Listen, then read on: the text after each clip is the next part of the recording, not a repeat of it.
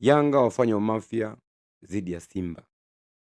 Yanga wameenda kumchukua Selemani Mwalimu. Ukweli wote nitauzungumzia hapa hapa, ila usisahau kusubscribe, usisahau kushare na kucomment ujue kuona nini naenda kuzungumza juu ya mafia ambao Yanga amefanya. Karibu tuendelee na karibu kusikia. Ni mimi kijana wenu, mchezaji wenu Selemani Mwalimu Abdallah aka Gomez.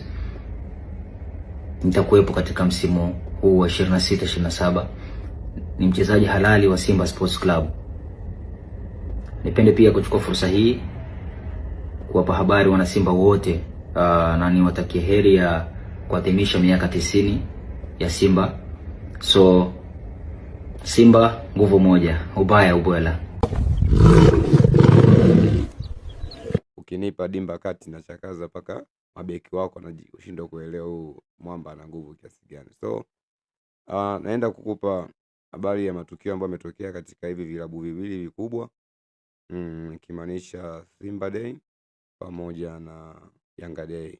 I mean kwenye matukio ya siku ya wananchi na siku ya Simba Day, ambao tukio la kwanza lilifanyika tarehe 8, tukio la pili lilifanyika tarehe 9. Kikubwa zaidi wapenzi wa vilabu wamejaa uwanjani kwa mwitikio mkubwa, na surprise ilikuwa ni kubwa sana katika sekta ya burudani pamoja na utambulisho. Mategemeo ni nini katika vilabu vyote viwili vya Yanga na Simba, hususan katika mashabiki? Ni namna ya nani amesajili wachezaji wazuri na nani amefeli katika nyanja ya kusajili na nani kawekeza fedha nyingi katika usajili wa mwaka huu kwenda msimu unaanza 26-27. Nije katika tukio ambalo limetokea jana usiku. Tukio limewasikitisha watu wengi, wengine hawajaamini na wengine wameona ni umafia.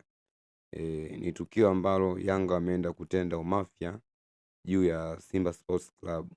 Huu tuseme ni umafia wa kikatili zaidi.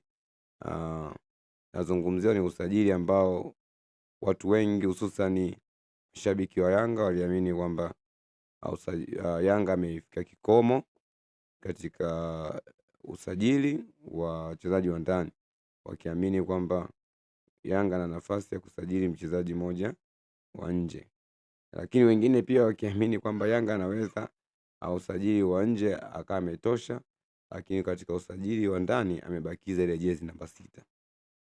Nafikiri tuliona tamasha la siku ya wananchi na tulimwona msemaji wa Yanga Ally Kamwe alitambulisha katika ubora mkubwa, na ilikuwa ni siku yake ya kwanza kushika maiki na kutambulisha wachezaji katika jukwaa kubwa na gumu ambao tulikuwa tumezoea. Kuna nguli wa michezo ambao walikuwa wanaweza kufanya kazi kama kina James Samuel, Maulidi Kitenge, lakini gwiji mkubwa ambaye alikuwa anafanya shughuli vizuri, Haji Manara, katika nyanja ya vilabu vyote viwili kati ya Simba na Yanga amefanya beta. Lakini watu waliona surprise, Ally Kamwe ameshika maiki, ametambulisha wachezaji wakubwa katika jukwaa kubwa, na kwa level yake kama nilivyomsikia jana Haji Manara amesema Ally Kamwe hajamwangusha kwa umri wake, jitihada zake, na ndio siku ya kwanza unapewa jukumu mzito kama lile, unafanya umeshika mic almost kwa dakika 45 na sauti haijakata, basi akifanya mara 2 mara 3 mwendelezo anaweza pia akawa bora zaidi. Kwa hiyo tarehe 9 alifanya vizuri. Mengi ambayo yalisemwa baada ya tukio ni kwamba Yanga walituahidi watatambulisha mchezaji wao namba 6. Na ndio maana hata aliyotambulisha waga amevaa jezi namba 6 amekabidhiwa Fredi Ngoma, aitambulishwa akiwa amevaa jezi namba 8. Na tukimwangalia msemaji wa Yanga Ally Kamwe alikuwa amevaa jezi namba 6 imeandikwa pesa iko benki. Hiyo ilikuwa ni fumbo kwa watani wao kwamba wenyewe wana fedha na namba 6 amemsajili. Wengi walitegemea baada ya utambulisho, baada ya Ally Kamwe kushuka na kwenda kwenye vyumba vya wachezaji na taa kuzimwa, tuliamini kwamba anayekuja sasa ni mchezaji namba 6 ambaye atakabidhiwa jezi namba 6 lakini ilikuwa imeishia pale na burudani nyingine ziliendelea. Vivyo hivyo pia kwa Simba Sports Club, watu waliamini kwamba ile surprise ambayo inaenda kutendeka siku ya Simba Day, watu wa mashabiki wote na wapenzi na watazamaji wote waliambiwa na wakaaminishwa, zima taa zote, washa tochi, tuangalie macho yote kwenye screen, macho yote kwenye screen, kama vile ulivyomsikia semaji, anajiita semaji la taifa, Ahmed Ally alivyoaminisha washabiki na wapenzi wa klabu ya Simba. Lakini cha kutokea, ulienda utambulisho wa mchezaji mwingine ambaye ni Selemani Mwalimu, akizungumza kuwa yeye ni mnyama, ni Simba Sports Club amesaini katika msimu 2026 2027.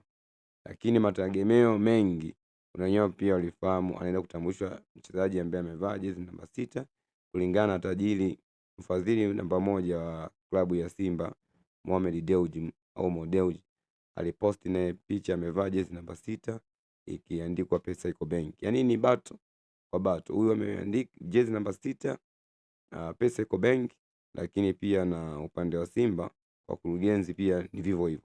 Kwa pia washabiki na wapenzi wa Simba waliamini kuwa anaenda kutambulishwa namba 6, ambao makisio ya wengi ya washabiki na wapenzi wa soka hususan Tanzania wanaamini namba 6 ambaye anaenda kusajiliwa ni Faisal Salum au Fei Toto kwa upande wa Simba ama kwa upande wa Yanga. Kulingana na Fei, haonekani sana kwenye mitandao, naonekani hata katika klabu kwenye mazoezi, na hata siku anatambulishwa, wanafanya utambulisho wao huko nje, Fei hakuonekana kama ametambulishwa katika utambulisho. Kwa watu wengi wanaamini kwamba ni vita kati ya GSM Mohamed Galib na pamoja na Mo Dewji, kwamba nani ambaye pesa iko benki lakini anaitoa na nani ambaye pesa iko benki na haitoi.